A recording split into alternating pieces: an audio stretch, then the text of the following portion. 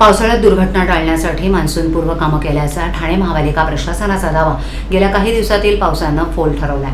झाडे कोसळणं, रस्ते आणि नाले तुंबणं, घरांमध्ये पाणी शिरणं अशा घटनांमुळे नागरिकांचे हाल झाले. याच मुद्द्यावरून मंगळवारी झालेल्या सर्वसाधारण सभेत सर्वपक्ष नगरसेवकांनी प्रशासनाला धारेवर धरलं.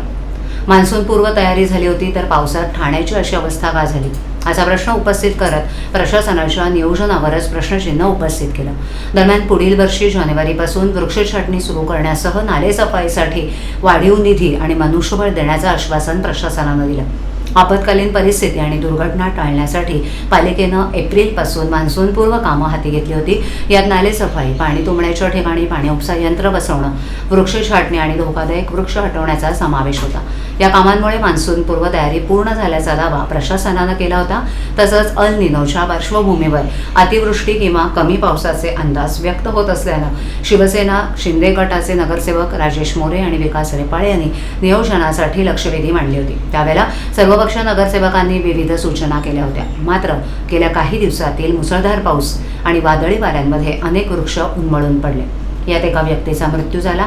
अनेक ठिकाणी पाणी साचलं तर काही भागात घरांमध्येही पाणी शिरलं. त्यामुळे मान्सूनपूर्व तयारीच्या दाव्यावरच प्रश्नचिन्ह उपस्थित झालं. झाडांची पडझड, पाणी तुंबणं, नालेसफाईतील त्रुटी, धोकादायक वृक्षांकडे दुर्लक्ष आणि अपुरं मनुष्यबळ यावरून नगरसेवकांनी प्रशासनाला जाब विचारला. अनेक वर्ष एकाच विभागात असलेल्या अधिकाऱ्यांमुळे कामकाजावर परिणाम होत असल्याचा आरोप भाजपाचे नगरसेवक सुरेश कांबळे यांनी केला. कारवाई झालेल्या अधिकाऱ्यांना कोण पाठीशी घालते असा सवालही त्यांनी केला.